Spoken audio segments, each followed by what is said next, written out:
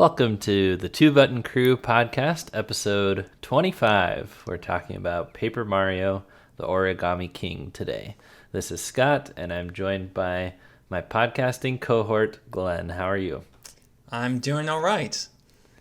Thanks for outlining this episode and getting us on to talk about Paper Mario. You've been enjoying this game overall? Yeah, I think it is a substantial improvement over the last couple of games we've gotten, but we'll get more into that in today's episode. That's hard to argue with. How are you enjoying Mario's 35th anniversary? Oh, yeah, that's a thing. At the moment, I'm not disliking it. I'm just kind of not engaged at all. I was on the fence about whether or not to get the 3D All-Stars? Yeah, the 3D All-Stars. I have a hard time double dipping on things, even if it means I have to dig out 3 different consoles to enjoy the entirety and drive back. Let's see, Super Mario 64. I got that a long time ago, and that was one of those situations where we got a video game system to keep at my grandparents' house so that the grandkids all had something to do when we were there. Mm-hmm. And so that's at my grandparents' house. And then Sunshine and Mario Galaxy are at my parents' house because I was living with them when I bought those games. So you'd be visiting a lot of family members. Yeah, I'd have to drive around to get all of the games if I want to experience all of those. But the thing is, I have a hard time. Like I said, I have a hard time justifying a purchase of things that I technically already own. And the other thing is, it doesn't look like these are the best versions of the games. They're emulated, and there are a few glitches in the emulation. And moreover, and I know this is going to sound stupid, but this is what ultimately convinced me not to do it. Like the emulation and the double dipping, that made me a little bit. And let me make something clear: I don't have anything against emulation if it's done well, but that made me hesitant. But what ultimately convinced me not to get it was I heard that from Game Explain that they changed the controls in Super Mario Sunshine so that it's no longer the y-axis is no longer reversed in aiming mode. So if you press down, Mario looks down instead of Mario looks up, like it was in the original game, and there's no option to change it. And when I heard that, it's like, nope, I'm not buying it. That is that was probably my biggest complaint with Luigi's Mansion. At least in regards to the actual gameplay itself. I mean, Luigi's Mansion also had that, as we mentioned in our Luigi's Mansion episode, which you can go back and listen to if you want. Gosh, it was almost a year ago that we did that. It's hard to believe. But I really did not like the fact that they didn't give me the option to do invert Y control, the Y-axis. Which is one of those things where even a company like Nintendo that doesn't like giving you the ability to configure your controls, even Nintendo typically does stuff like that. So it really is baffling and frustrating when I'm not given the option to. It's a bit of a pet peeve. So yeah, I'm not getting the 3D All-Stars. Nintendo, do better. Now, speaking of emulation, what is the difference between a port and an emulation? Well, it has to do with emulation. Basically, just means that there is a middleman program that is interpreting the code. Wow, weren't we supposed to be talking about Paper Mario? Anyway. I just wish there was a blog that I could go reference. Yeah, that would be nice, wouldn't it? Maybe at twobuttoncrew.com. Maybe. Okay. If I was a betting man, I might bet that there's an article on there. Yeah, let's get back to Paper Mario. This would have been an interesting E3 this year. I think it would have been Mario's 35th anniversary themed. Paper Mario probably would have been revealed there, maybe even shadow dropped. I mean, E3 in June, the game very well may have been delayed due to COVID-19, but regardless, we had no E3 press conference. It was revealed and released in a span of about 2 months. So this was a nice surprise. And I agree with you earlier what you said about it being a good step up from the previous two games. So that was also a nice surprise. I've got some nitpicks with the game. The writing is definitely awesome, and we'll save the best for last. So we'll talk about the writing at the end of the episode. But for now, let's talk about the series overall. This is a series that stretches back to the Nintendo 64. In Japan, it was called Mario Story, and the paper wasn't very emphasized in that game. It was just that they were having trouble having as detailed of models as they wanted to for this type of game. So they said, well, let's make it flat, which is an interesting choice for Nintendo's first 3D console. That's where I started out with this series. I rented Paper Mario for the 64 multiple times from like a movie rental store. So that was the first place that I'd seen it. Wasn't on the internet or anything like that. Didn't have a Nintendo Power subscription. I just had a N64 that I had purchased from the pawn shop, and that game and the box really stood out to me. So rented that, and of course had no chance of beating it in like the 3-day rental period. So had to probably spend an equivalent amount of buying it on multiple rentals, but I did eventually beat it. When did you start out with Paper Mario? Very similarly, I did see it on TV, and I think I even saw like some beta screenshots in Nintendo Power at one point. Oh. I think my first experience with it was a rental, but I did eventually get it probably as like a Christmas present or something. Yeah. And so, yeah, I started with the original Paper Mario, and I want to say I've played it all the way through like 3 times. And then I was super, super stoked for the 1,000-Year Door when that came out. I remember I was very excited for that. And I've just gone through and I've played every game in the series as it's come out. Oh, that's awesome. Yeah, I was also super excited about 1,000-Year Door. I remember seeing that for the first time in a Walmart. And back when Walmarts used to have playable kiosks where you crane your neck up like 110 degrees and look at the TV way up there. And the controller is like mounted by the game. So I played some of that there, and I think it was just... Wait, wouldn't having the craning your head up 110 degrees mean you'd be looking behind you? Yeah, that's how high up it was. You have to stand like underneath it and look all the way up. It's bad. But I think that the 1,000-Year Door was just the perfect... It was a masterpiece. It was the perfection of the formula that was started on the 64. And then what I love both about the first 2 entries most was just the characters. I was really attracted to all the companion characters and their writing and stuff. And I think it was just fascinating to have characters that would normally be enemies in the Mario universe as partners on your team, like Goombas and Koopas and stuff. And they made them all really sympathetic characters. So I think that's what I liked the most. Yeah, I think I like the gameplay, like the very simplified RPG mechanics. I think that was very interesting. So it makes it a good introduction to the RPG genre, but it also makes it so that you can spend a lot more time thinking about how you approach things, because you don't have like the random numbers you would have with a more regular, a more standard JRPG like Chrono Trigger or Final Fantasy VI or whatever. I like how you call it an introduction to RPGs, but I think my development as a gamer was just kind of halted, and I never grew past it. Like, this is my limit for RPGs pretty much. Beyond this, I get tired of the menus and numbers and stuff like that. Oh, so you're glad when they moved away from being RPGs? I was not glad, because it was just right. I think that, yeah, we'll have to... All right. Well, I take it 1,000-Year Door is your favorite in the series? Yes.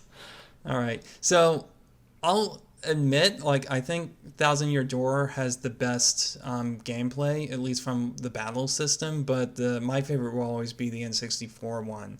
The 1,000-Year Door, it's one of those things where it feels very mid-2000s. That came out in like 2004, right? Yeah, something like that. Yeah, so it's like, okay, we want to have Mario be a little bit darker and edgier and stuff. And again, I'm not saying that that's necessarily bad. I think Nintendo should be, and we'll get into this more later. I think Nintendo should be willing to experiment with Mario more than they did back in like the Wii and the DS era. But I don't know. I like the tone and the just sort of the cozy, laid back atmosphere of the first game.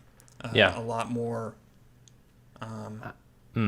I would need to play them again. You've played through them multiple times, so I think you have a better. Well, that's the thing is I've played through Thousand Year Door like once and 1/8 times. Okay. Yeah. Now, to be fair, part of the reason for that is because Thousand Year Door lets you continue playing after you beat the final boss. Okay. And so I'm not actually a huge fan of that as a gameplay convention for most games. I think some games it definitely makes sense. But for most games, I don't actually like that because I like just having a set endpoint. And it's like if you didn't do all of the side quests, then it's a thing that keeps me from replaying games. Let me put it that way. It keeps me from replaying games because it's like, oh, now I can go back and do all the stuff that I didn't do before the final boss. And that means that I basically keep playing the game forever and there's no set endpoint. Yeah. Well, I think I was just at the age where newer is better and better graphics is better and like, Super Smash Bros. Melee is better because it has more characters and stuff like that. So I was probably just taking it at face value. It'd be really interesting for these first two games to be re-released and play through them again and then see what I think. I wouldn't mind it so people could enjoy those original two games, but at the same time, I know they would cut corners and use like the character design from Thousand Year Door onward for the first Paper Mario, and I think the first Paper Mario, because he had a very different character design in the first Paper Mario, kind of looks like an extrapolation of the Small Mario Super Mario World sprite. Mm-hmm. And I really, really like the graphical style of that. He actually had legs. Like you had to look very closely, but he did, and so, at least in some sprites. And I wouldn't count on them redoing it because they didn't for 3D All Stars. Yeah, but those are emulated. Yeah, so what if they just emulated these two? Okay, well, I guess that is a possibility. I was thinking of like an actual remake, but yeah, if it's just an emulation, then... Come on, it's Nintendo. They'll probably do the least possible effort. Right. All right, what in the world was the next game? Super Paper Mario, that one's good too. I don't think people should sleep on it. I enjoyed that on Wii. The writing was good and bad. There were some very interesting villains for sure. That was a fun storyline to follow with Count Bleck, but they really dialed back on the partners, unfortunately, and you mostly just got, the Pixies, whatever they're called, Pixels. Mm-hmm. Also, I found kind of some of the writing a little melodramatic. I know I completely checked out in the the world that's like supposed to be the afterlife. Uh-huh. I remember it's like, okay, this is an interesting kind of spooky place when I showed up at first. And then like after the first chapter, I was just completely checked out. It's like, oh, this just goes on forever. And they speak in this weird stilted thee and thou way. And I remember, I think I've heard some people say that was like from a writing perspective, their favorite chapter, because it's like, oh, you have this like really interesting, tragic story going on. I remember like, as the cutscene for the end of the chapter is going, it's just like, please just stop talking, please. I don't care. Yeah, it could be abridged for sure. How many hours do you think that game was? 30? I don't know. If only there was like a website that you could go onto to see how long to beat games. I just typed it in. So it's about 20 hours. Unless you're a completionist, then it doubles. But yeah. Yeah, that's another thing so I did the Pit of 100 Trials in that. And so the Pit of 100 Trials is there are two. Actually, there are two pits of 100 trials. So there's the first one on flip side, and then there's flop side, the like alternate dimension flip side. Well, I mean, I think they're on the same plane of existence. Well, not actual like geometric plane, like dimensional plane of it. Gah! Okay, whatever. Point is, so you have to do one, and then you do the other, and then when you get to the end of the second one, they're like, now go and do it again. Yep. You wanted a reward? Well, screw you. Oh, am I allowed to say screw you on this podcast? Sure. Screw you, buddy. Do it again. Then, if we feel like it, then we'll give you a reward. Oh, gosh. Yeah. Of course, all that is relevant, but burying the lead a little bit is that the series left its RPG roots and it became a little bit more of a platformer action game. I would compare it to a point-and-click adventure game without the pointing and clicking. It's more like direct control. So yeah, I would say adventure game. Sure. And they introduced a really interesting mechanic. Hit the A button to switch from 2D to 3D, and I really enjoyed that. Oh wait, are we still talking about Super? Yeah. Oh, I thought okay. That's a platformer. Yeah, sorry. I thought we were moving on to Sticker Star. Oh, no, I mean, Super Paper Mario is when they made the departure from menus and RPGs, and I liked how they could hide things with the paper thin things that you could only see from a different direction and stuff. So, good puzzles. And why don't you take over recapping the series from here, because I kind of checked out. Yeah, so then they moved on to something that was... It kind of resembled the original Paper Mario in that had turn-based combat, but it was really... There were no partners. It was really more like a point-and-click adventure game without the pointing and clicking, as I mentioned. What was it called? Paper Mario Sticker Star. So, Paper Mario Sticker Star came out for the 3DS. It had turn-based battles, but you didn't level up, and you had to use stickers to attack with, which meant you basically had an ammo system. And the story was paper thin. There basically was no story. And this game gets a lot of flack from the fandom, and I understand why. I have historically defended this game. That's not to say that I think it was a good direction for the series to go in. I do think that it is far less in quality than what came before it. The reason I defend this and Color Splash is because I don't think it's a terrible game. I think it's just kind of mediocre. I put it anywhere between like a Sticker Star. I probably would say is between a 4 and a 5.5 on a scale of 1 to 10. So not terrible, just lacking. And the interesting thing is like what Sticker Star did well, Color Splash did poorly, and vice versa. So Color Splash has much more interesting writing, but the combat in Color Splash stinks. Yeah. Sticker Star, it did stick with the small numbers, and Color Splash doesn't even give you numbers when you attack, so you have no idea how much damage you're doing. Really? Yeah. Oh my goodness. I've considered writing an article on Color Splash, arguing that it should have been a collectible card game. Yeah. That would have made a lot more sense, and would have made the battles a lot more interesting if instead of having all of your cards available to you at one time, you had to actually like build a deck. But I digress. A game that does that well is SteamWorld Quest. That's really fun. All right.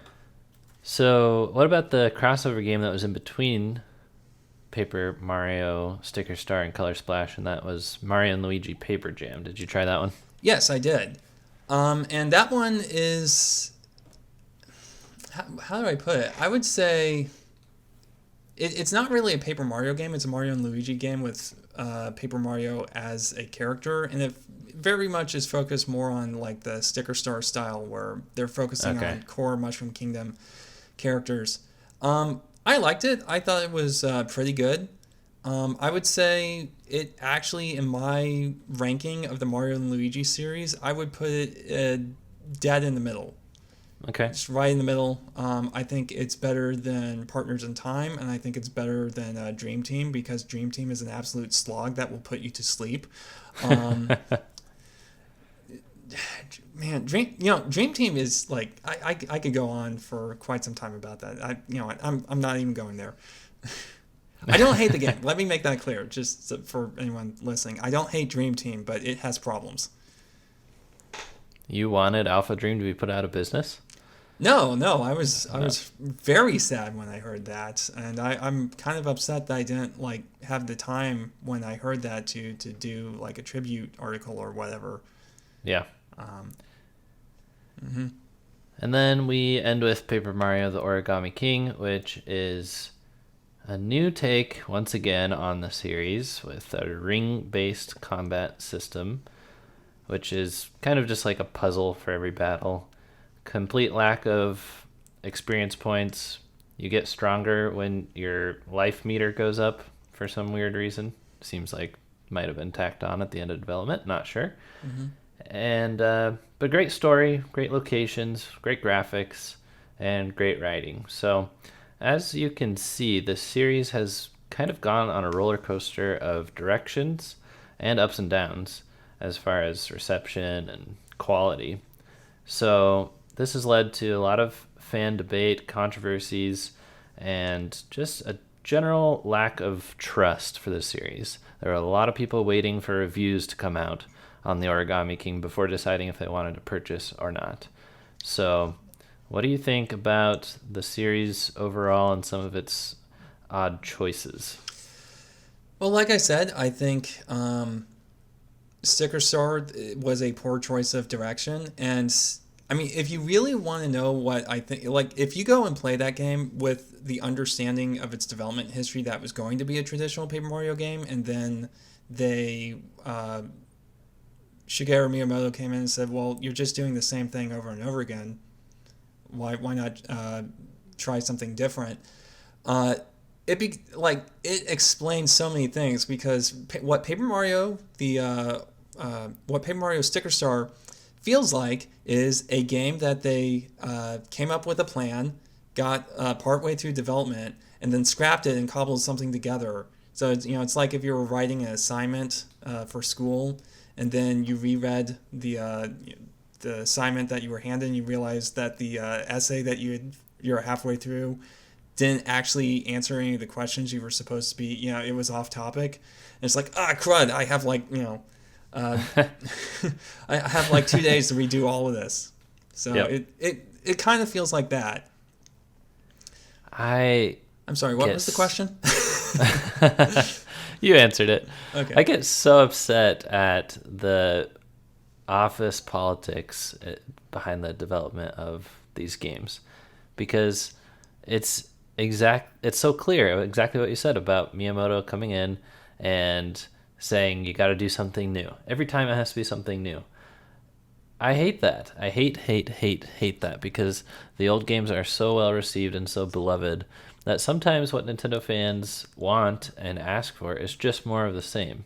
And when Hold Nintendo... it. What? So I've been meaning to pull this one out for a long time. You said in your article on when it is when it's a good idea to revamp a series. Yeah. That the perfect time to do that is when you've perfected the formula. And you said that Thousand Year Door was a perfection of the formula. Yes. True. So, by your own logic, they were doing exactly what they should have been doing. They could have revamped it in a way that was actually good. And I agree with you. Like I said, I'm not defending the direction they took.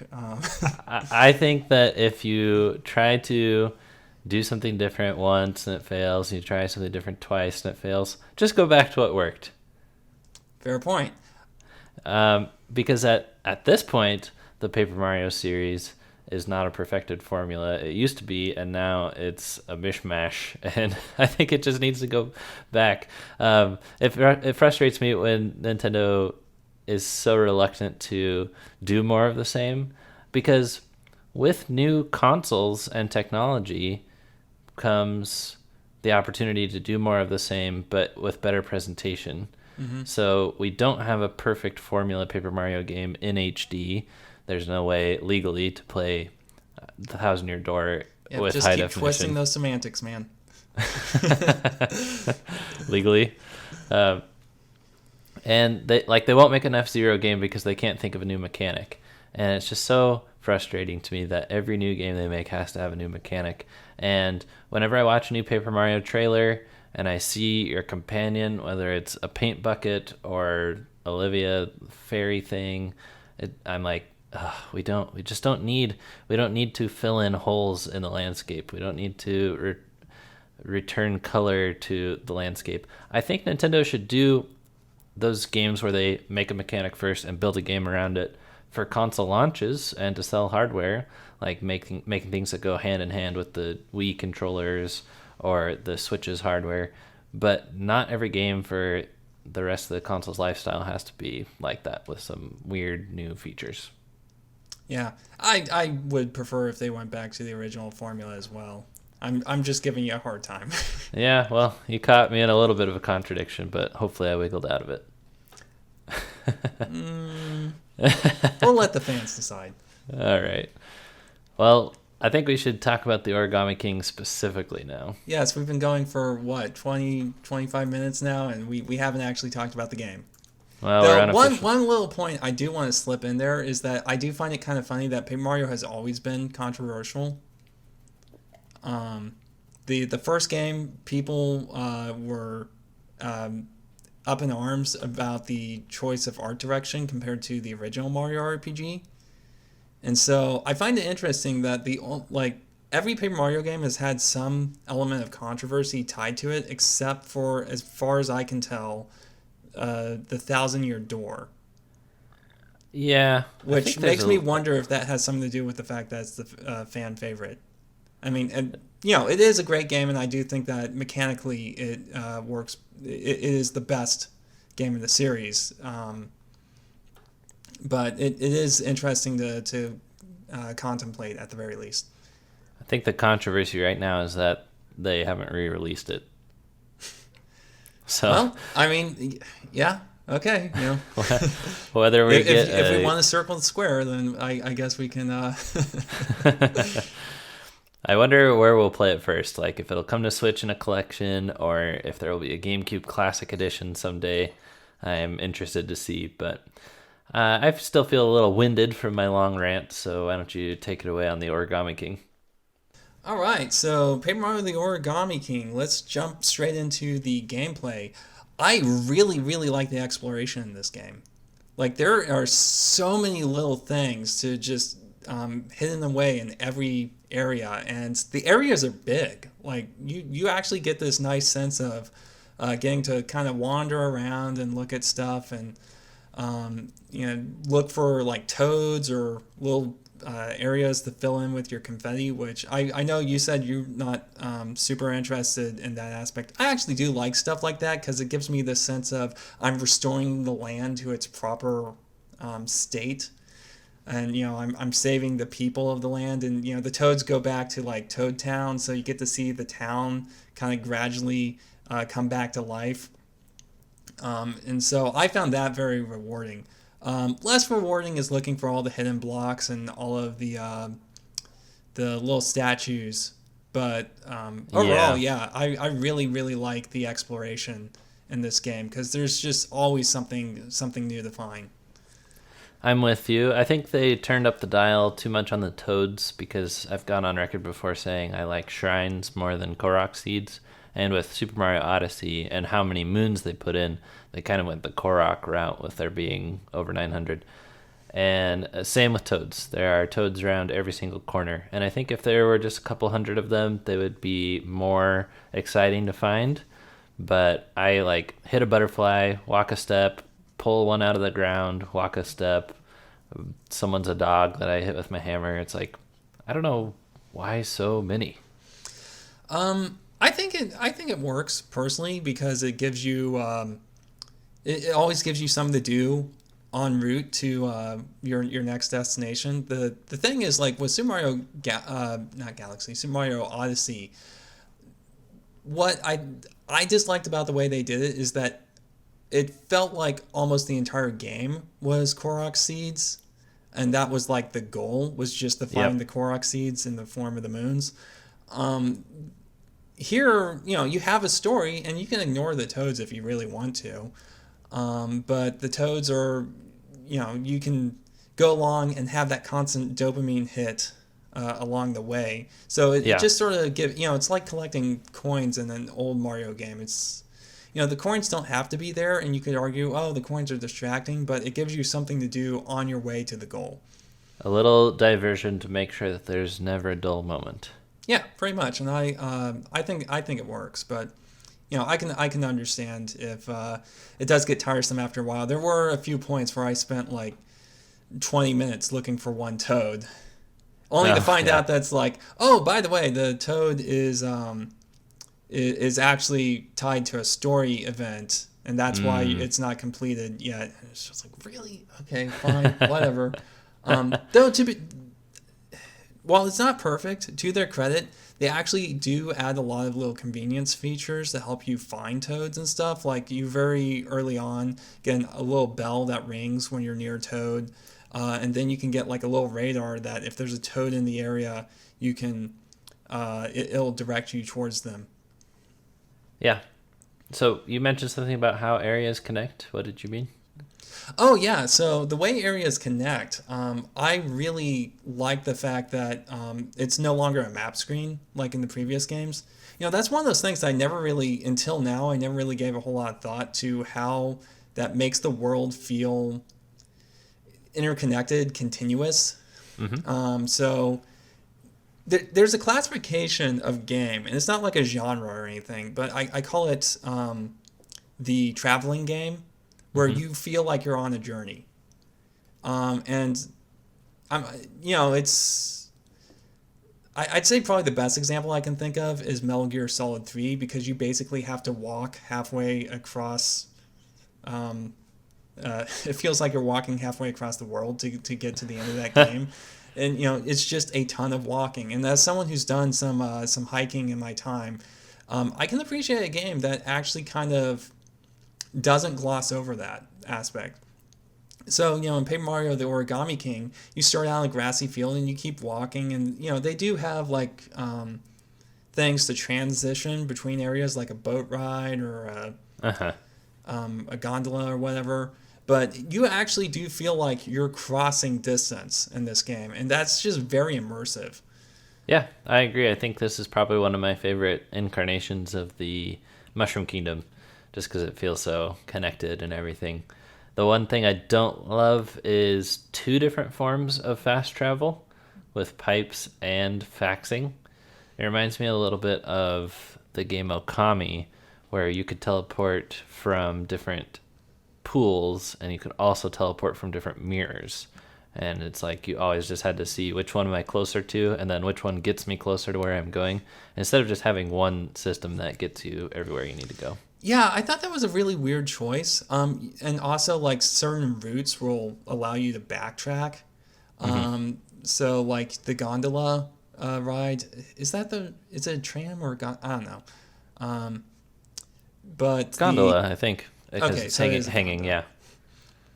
So the gondola will eventually allow you to go from Toad Town straight to like the Autumn Mountain, but you can also make a stop on the first area. And so I like that because it feels kind of realistic, but it is really weird that they give you multiple ways to like travel between areas. In a weird way, I've never played the series, but I have seen Let's Plays of it. It reminds me kind of Dark Souls, how the world kind of loops back in on itself constantly. And no, I'm not making the obvious joke. So, Mr. Glenn, how do the puzzles, the item puzzles in this game, differ from those previous Paper Mario games that I didn't play?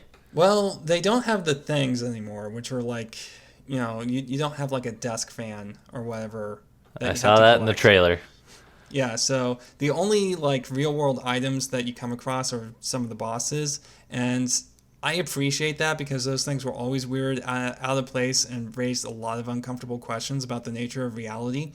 So I'm not sad to see them go. Also, it feels just much more like a standard adventure game now, and it's so much more streamlined because now it's not like your items aren't disposable. Like you will have a ton of junk in your inventory that's useless by the end of the game. And I'm okay with that because the alternative was what Sticker Star did, and it's like, oh, I'm sorry, you're supposed to use the Zippo lighter to light this on fire instead of the matchbox, so you lost your matchbox. And if you need that for a different puzzle, you have to the games weren't running on any sort of actual logic. It's like you need this one particular item in this one particular place.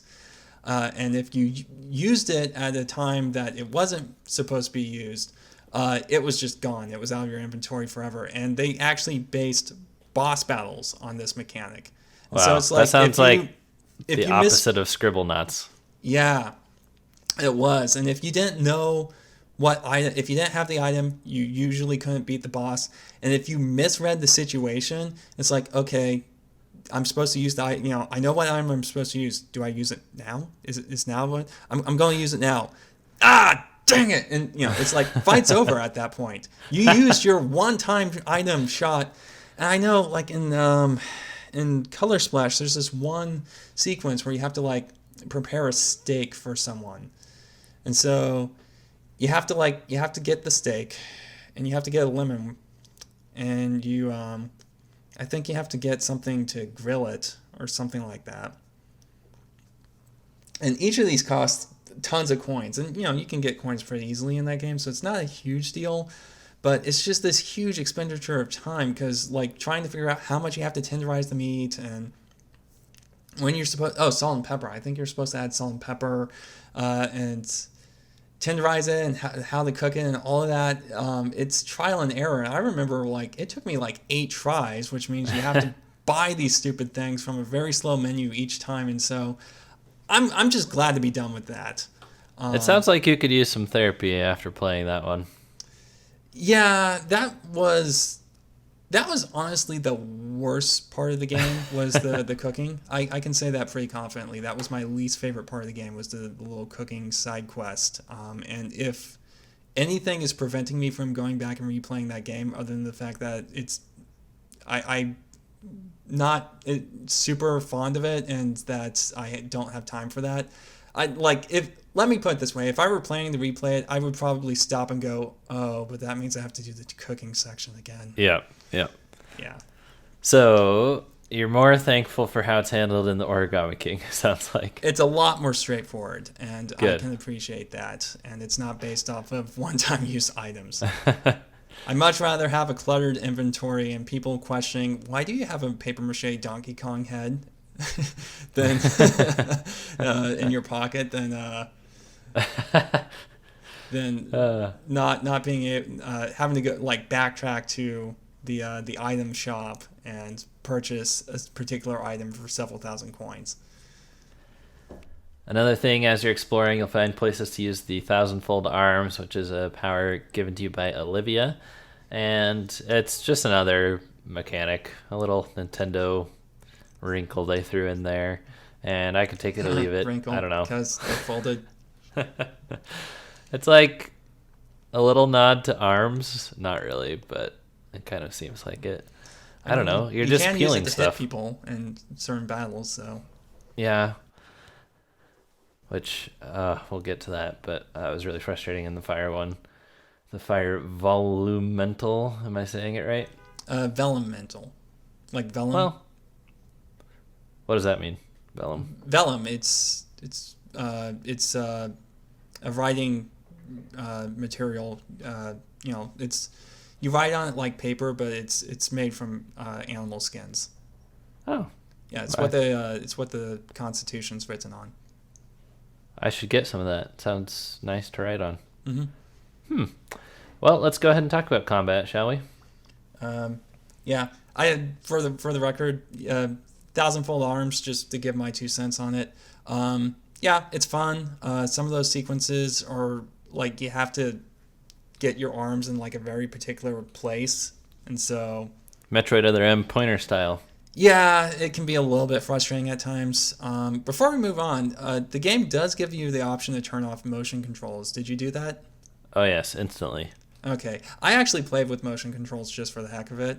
I went in thinking, oh, I have the option to turn these off. I'm definitely going to do that. And then, like my fingers hovering over the buttons, like, but probably should try it with the motion controls just to know how bad they are. And then I never bothered turning them off. Even though, and they're not bad. They're just weird, and it's motion controls. It's Nintendo doing its usual gimmick, but it works for the most part. Yeah. Well, combat is the central point of this game. It's like the center of the bullseye, you might say. You spend probably the most time of playing Origami King in battles, unless you choose to avoid them. And you might choose to avoid them because you're not going to get experience points from them. You will get coins. However, I spend a lot of coins in combat because the spending coins lets your toads help you solve the puzzles. And sometimes I just can't be bothered to solve the puzzles, especially on the boss ones. But let's talk about the normal battles first. So you got a Goomba, a Koopa, whatever you're fighting, and basically you just need to line them up. And you can spin and rotate the rings of the rings of the ring sounds redundant, but you get what I'm saying. Or slide them vertically. And I think this was fun for the first couple minutes. But overall, not loving the battles because, yes, you can press the buttons, time your attacks to do a little bit of extra damage while you're jumping or hitting with your hammer, just like the older games. Except in this game, it doesn't really matter. What matters is if you have them lined up, and then they're either going to take 1 hit or 2 hits to kill, regardless of if you time your presses well or not. So I'm just not a big fan of the combat.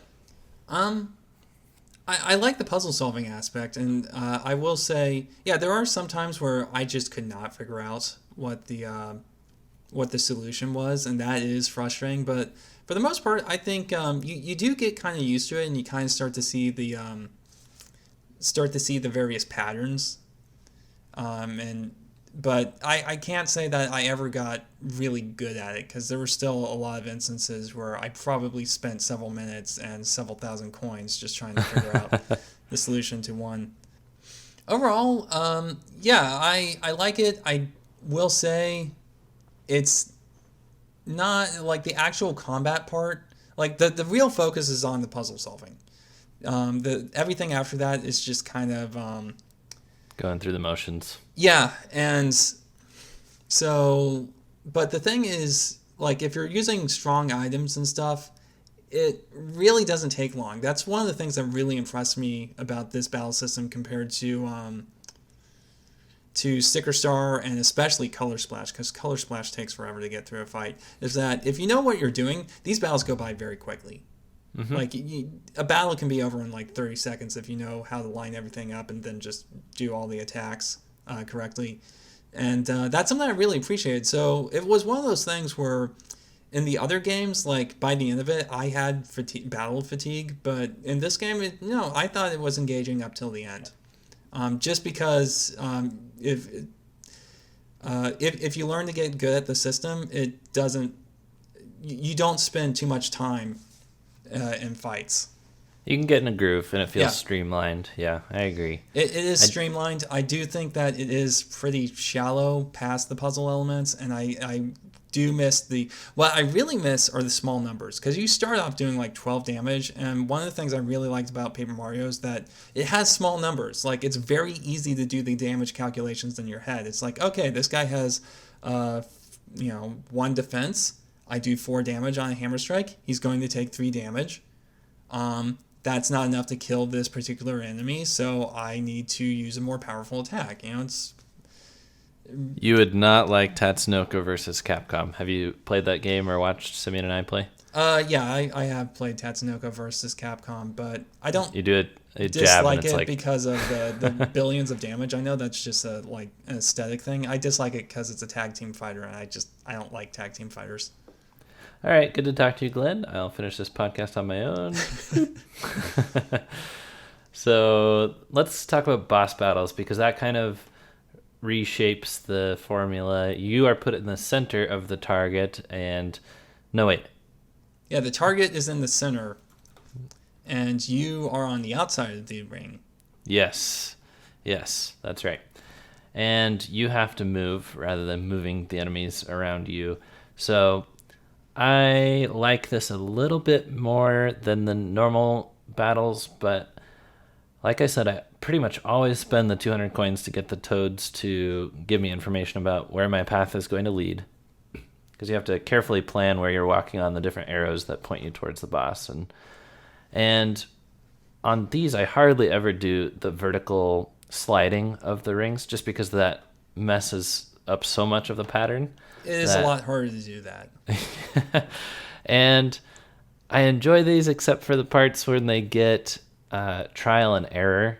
It's like you just have to do the wrong thing on the boss a couple of times in order to figure out how to do it right. And these can take forever. I spent probably an hour fighting the fire Velumental,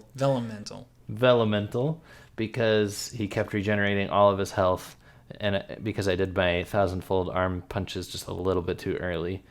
So they can be frustrating, but they're a good challenge in a game which is otherwise pretty breezy. Yeah, I definitely like these a lot. At first, I thought it was kind of weird that they would have like a completely different set of mechanics for the boss fights. Then I realized, oh well, you can't really have a large enemy that's on multiple squares if you're doing this rotation thing. So I understand why they did it that way.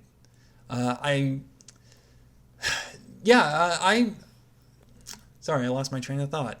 There it goes. I liked it quite a bit. I like the fact that each boss battle has like its own theme, its own kind of. It's like a different puzzle each time.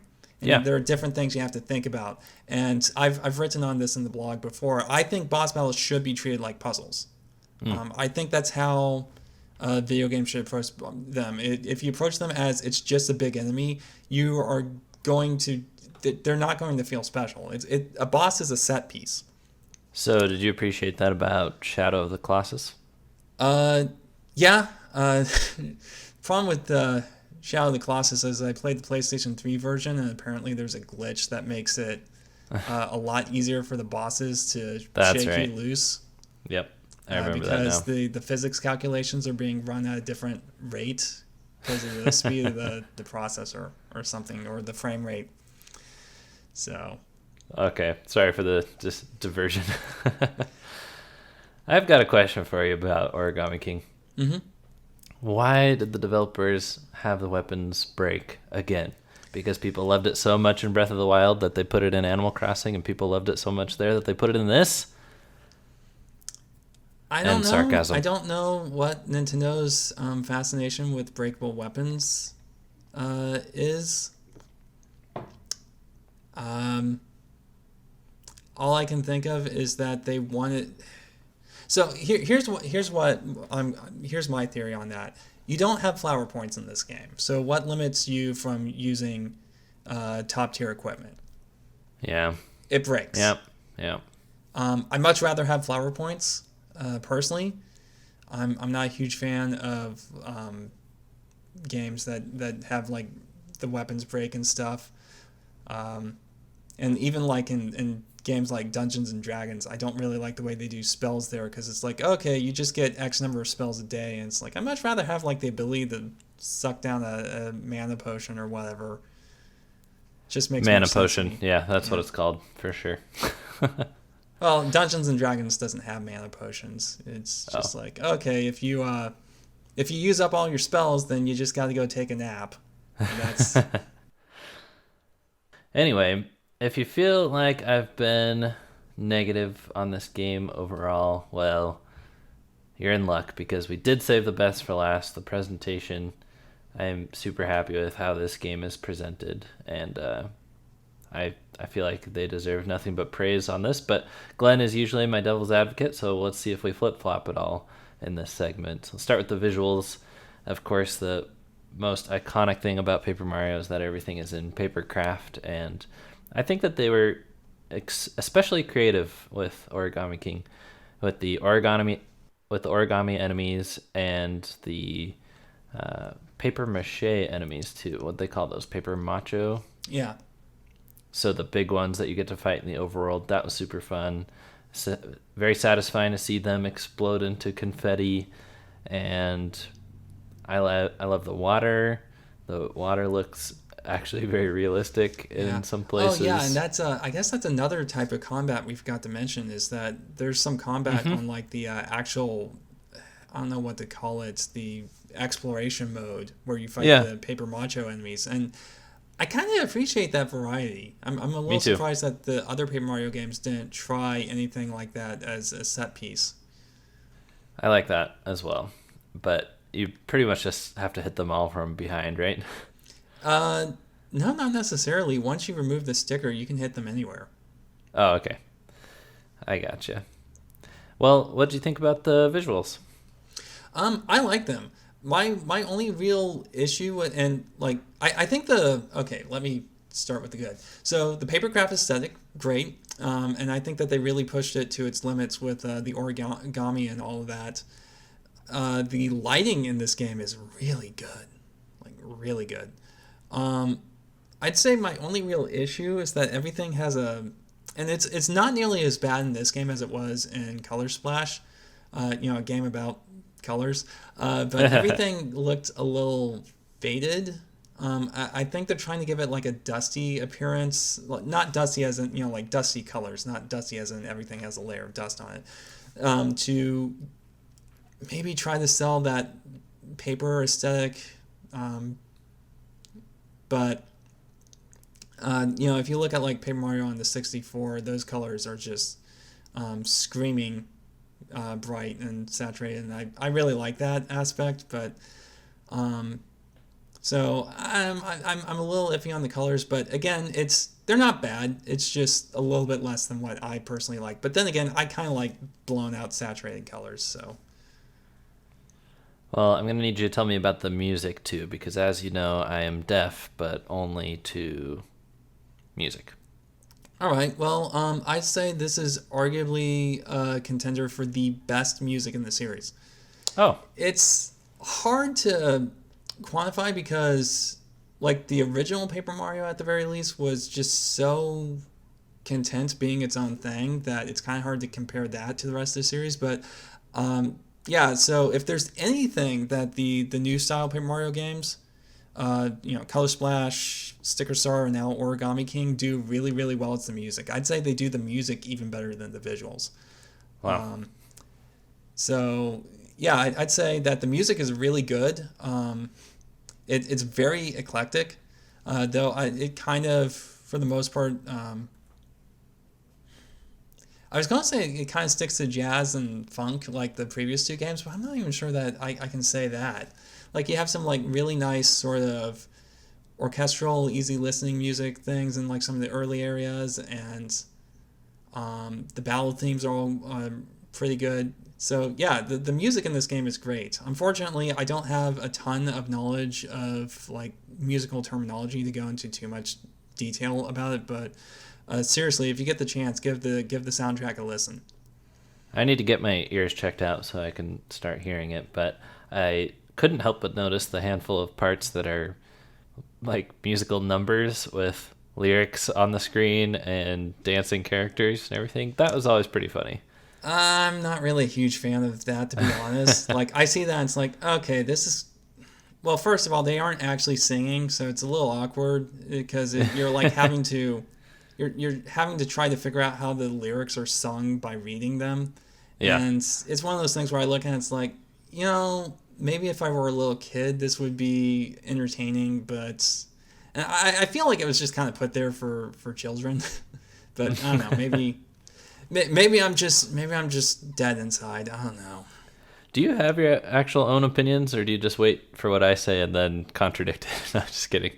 It's so funny how opposite we are many times, though. Well, let's touch on the writing, because I'm confident that we can both agree on this being excellent. Mm-hmm. There's a good story, compelling characters for what the team seems to be limited with, and they can't make Toads or Bob-ombs that are very unique anymore. That seems to be a directive from the producers, but Honestly, according to the interviews, I don't know if you've been keeping up with this, but it's really not clear where that mandate's coming from. Like, Yeah. it sounds like it's a limitation they're placing on themselves. Like the first game, maybe they were told not to do any new characters, and then now they're like, okay, let's just keep it to a minimum without any direct oversight from Nintendo. But It's strange, and it's self-referential too. Like Olivia keeps wanting to name Bob-omb. She's like Barry, Boomer, and he's like, nope, it's just Bob-omb. So I like that they're at least acknowledging it. yeah, and that is kind of funny. I'll confess, I have perhaps a little too much of an affinity for the misnaming characters trope. Like, I would say half of the characters I play when I play tabletop RPGs have that as a quirk, is that they just can't remember anyone's name. I could not believe my eyes when I saw the toad that was referencing Breath of the Wild. Oh, yeah, that was good. I think I have a screenshot of that. Yeah, that just blew me away. And then the last one that stands out to me was when one of the bosses says you were better as a side scroller. Like, I love it. They're breaking the fourth wall and giving a lot of fan service to people that have followed Mario for a long time. Yeah. I'd say in a much larger scope, going to just generalizing, I really like the tone of this game. Like, I thought that my issue with the plot of the Thousand Year Door and to much greater extent even the Super Paper Mario's, I thought the stories kind of took themselves a little too seriously. Like, don't get me wrong, they definitely had humor, but it seemed like it was leaning more towards the dramatic and in some cases the epic, and I'm not really a huge fan of epic scopes, to be honest. Okay. I much prefer stories that have a more personal set of stakes than, because of course I don't want to see the world end. That's where all my stuff is. Yes. But I really like the tone of this story, where it's like it has like some really good jokes. They're not afraid to be hilarious, but they're also not afraid to be spooky in places. Like they will genuinely have some creepy and unsettling moments. What are you thinking of for that? For the creepy and unsettling moments? Well, I think a great example is when you go to the desert level and you're in the tomb and you see the toads with their faces punched out by the hole puncher. Yes. And so, because when you're introduced to it, you have like these zombie toads lying around, but then Olivia like peeks through it and is like, hey, I can see through it. And they have this whole joke there, and she doesn't realize how horrifying that is until she goes around to the other side and it's like, oh wait, this guy's face is missing. Yeah. And so, that's a great that's just a great example of the contrast, because they're willing to be funny, but they're also willing to introduce some creepy stuff. Like, Princess Toadstool, we all remember from the trailer that opening segment is pretty dark in places.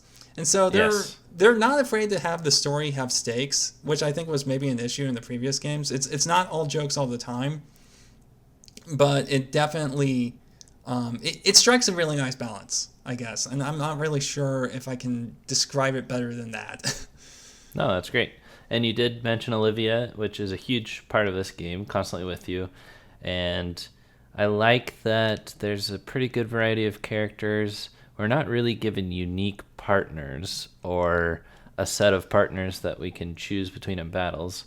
But there are multiple ones that will accompany you on your journey for certain segments. And some of them even do give you like abilities on the map screen, like the Professor Toad with his shovel. And yeah, they don't really...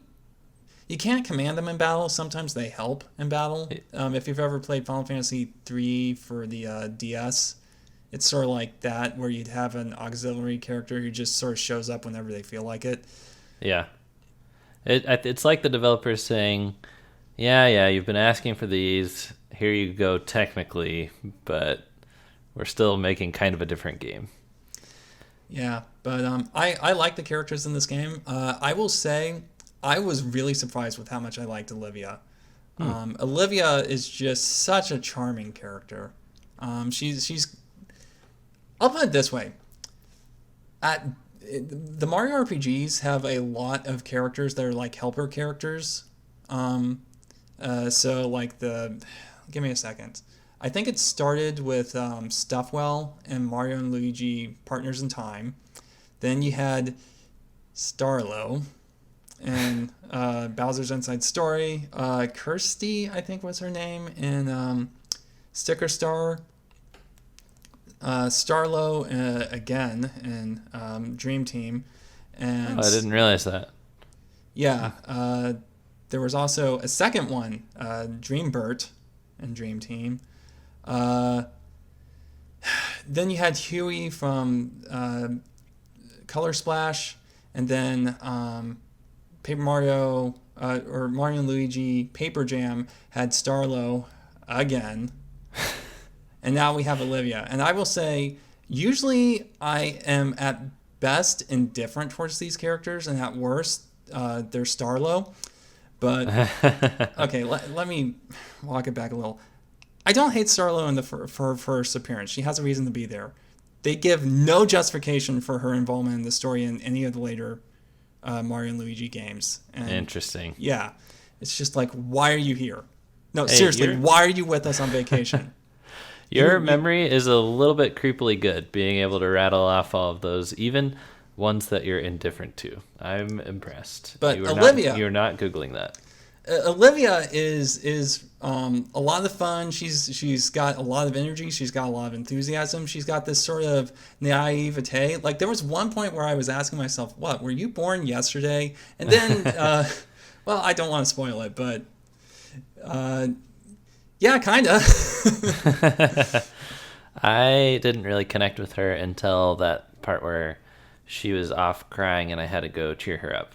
Oh yeah, and that's another thing is they're she gets sad. She actually feels like an actual character. She isn't just there to show up and go, "Huh, that was weird. Well, I'm glad that didn't kill you, Mario," and then jump back in your pocket and explain characters or enemies' weaknesses and stuff like that. She's a lot more than just an explainer. Yeah, she's really terrible at explaining enemy weaknesses.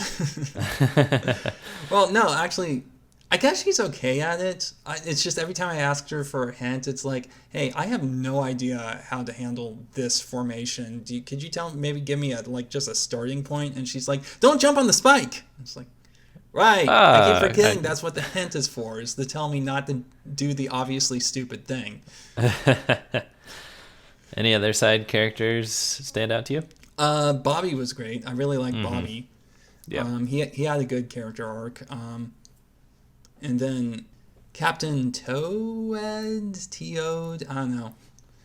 I don't know what his deal was, and I don't think we ever figure out what his deal was. But at the same time, that's kind of the fun of it. It's just like, why are you so weird? Yeah.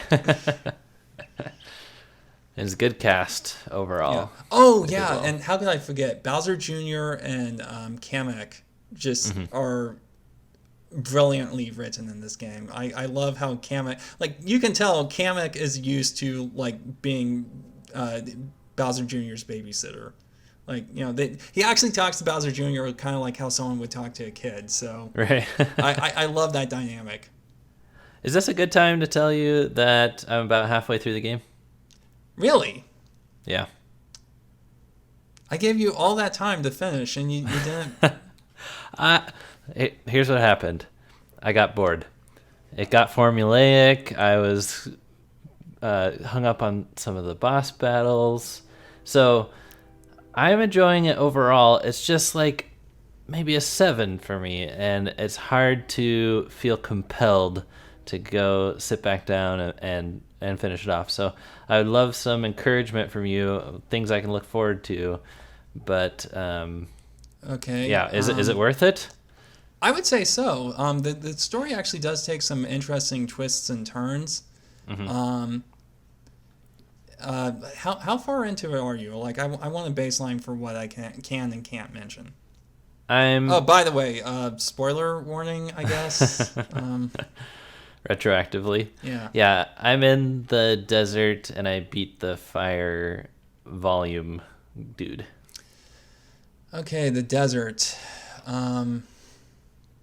So I'm about to go to the tall toad towers. Tall Toad Towers, like the ones that you have to light up on the inside. Mm-hmm. Okay. There's and maybe this is just something I found interesting because I thought it was a very unconventional way to explain what the cause of all of this was. But the next chapter, chapter in quotes because it doesn't actually break the game up into chapters like previous Paper Mario games. The next chapter where you go on the high seas reveals a lot about the origins of the characters and why, not really why they're doing what they're doing, but where they came from. I found it to be a very interesting, very unconventional approach because it was not at all what I was expecting. Okay, good. I like being surprised. Is the end game also interesting? I mean, like the final chapter. The final boss, let me put it this way. The final boss battle was one of the weirdest final bosses I've ever played, just from a mechanical perspective. Yeah. Story-wise, do things wrap up interestingly? Well, you haven't played Sticker Star or Color Splash, have you? No. Okay, if you've played those ones, you basically know how this game ends because what happens to the characters is very similar at the end of all of those. But if you haven't, then no, I think it has a nice emotional ending. And Okay. like I said, this is the first time I've actually been invested in what happens to the side character. Because in past Super Mario games, like the endings focus a lot on the side characters, but they never really get developed in the middle. So it's sort of like, well, okay, that was a end for their character arc, I guess. But here, Olivia actually does have kind of a character arc, and she has personal stakes in this because it's her brother that's doing all the villainous stuff. So yeah, I'm not going to say it's anything mind blowing or anything like that, but it is a rewarding ending if you stick with it. Okay. Yeah. I understand though if you want to take a break, it is a very long game. Like I was surprised at how much time it takes to get from the to get through this game. There is a lot of content. I would definitely play it more. It's just that I have a brother-in-law who likes to play Fortnite online with me. I've got Simeon who likes to play... Yeah, I thought you swore off Fortnite because... I did, but I only play it with my brother-in-law. Okay. So we're connecting over that. Simeon who wants to play Smash Bros. With me, and then Super Mario 3D All-Stars, which came out and was a limited thing, so I had to buy it before it was sold out, and I couldn't just buy it without playing it. So there are other things that have come up, but I think I'll get back to it because overall I'm positive on it. I'm glad that it's almost a return to form. Here are my closing thoughts on a game that I have not yet rolled the credits on, and I think that I would sum it up as not just lipstick, but like a full good makeover on a pig.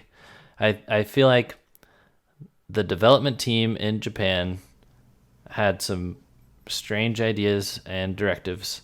Like, okay, you have to have a new combat system. You can't have RPG elements. You have to have 900 somethings for people to find. You have to have breakable weapons. You have to basically make it like they made it. And then it was sent over to North America to the Treehouse, who just kind of took it from there and made it really interesting with their localization and the story that they wove it all together with. So that's my impression. I don't know exactly how accurate that is, but I know that the Treehouse team did a bang-up job. Yeah, I would not be surprised if a lot of the most memorable moments were things that the Treehouse decided to put in themselves. Yeah, I think this is a definite step up from the last two games. It feels like a halfway step between the Sticker Star style and the original style. And honestly, what this game made me realize is I'd be okay if they didn't ever go back to the original style 100%. I just want to see it take the elements that worked from the original style. So I would like to see the return of some sort of experience point system and maybe flower points. But, if they want to have like a weird battle system that's a ring or whatever in future games, okay, you know what? I'm open to that. I think the overworld exploration is fine. And I think that the amount of flexibility, a lot of people are like, oh, all the characters are toads and stuff. And I think this game showed that you can actually make that work if you're willing to be a little bit more flexible than they were in Sticker Star. Because these characters are engaging and they have lots of great dialogue. Yeah, there's still a lot of things I miss from the previous games. I miss that the exploration doesn't really expand in sort of that Metroidvania-esque way with the various partner characters that you have to find, and then you can go back and backtrack to previous areas. It is very linear in that regard, but again, in a weird way, I think that works in this game's favor because you feel like you're going on this journey, and so you can move on. Once you're done with one area, you can just move on and go to the next one, and it has a sense of momentum as a result of that. Sometimes in a cool little vehicle. Yeah, driving around the boot, that was fun. I kind of sad I couldn't take that boot with me everywhere. It was really fun just plowing through enemies and not having to fight them. Yes. Yeah. I guess I would say that as a hint or as just a suggestion.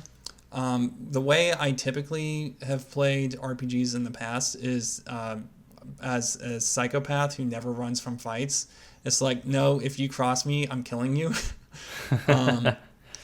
And so, that works in like the first two Paper Mario games. I think that's one of the reasons why I didn't have as much fun with the Sticker Star and Color Splash.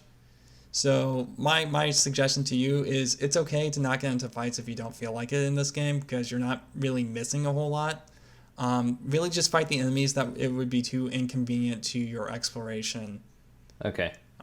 That's my suggestion is that don't treat every fight as mandatory. Like, in the original games, I would basically, it's like, oh, there's an enemy, I'm going to try to get a first strike on them.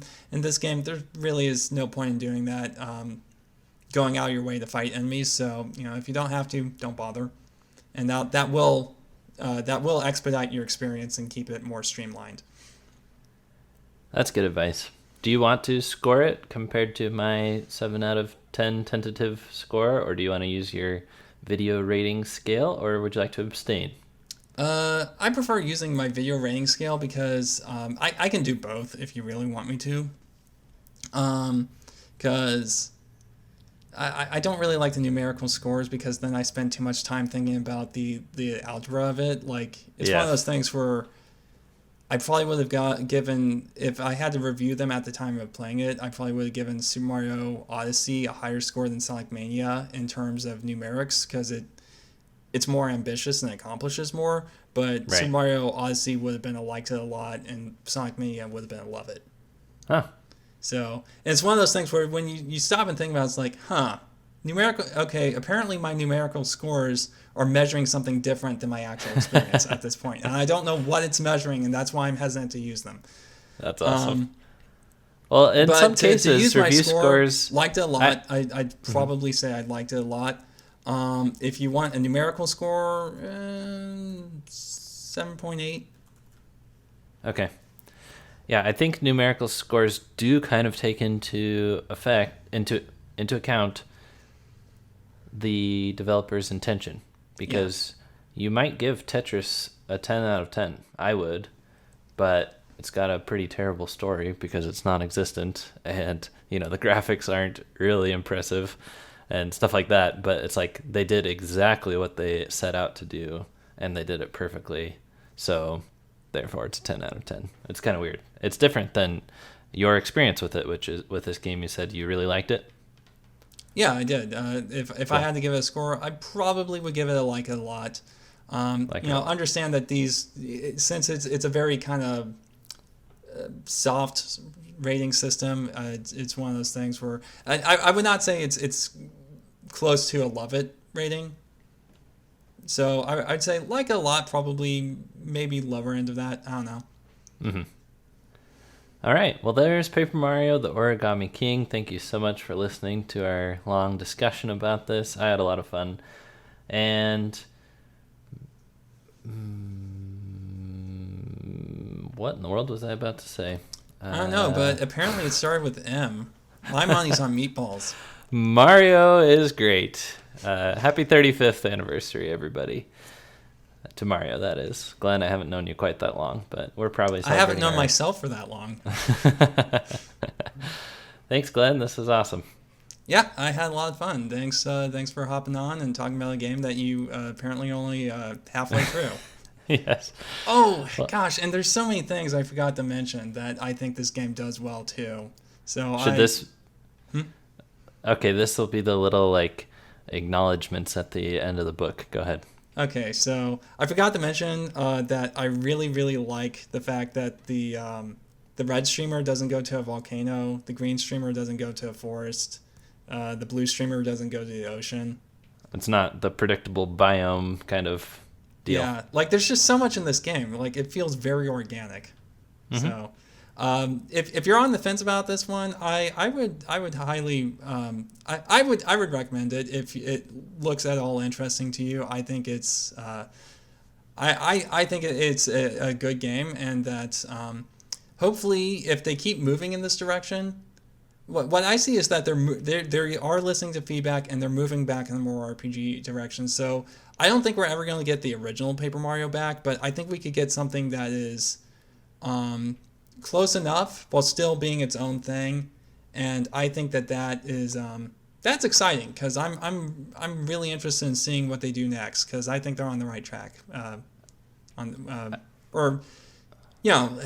think the right track would actually be going back to the original formula. But this game made me okay with the idea that maybe we don't go back to the original formula. Maybe we'll get something better.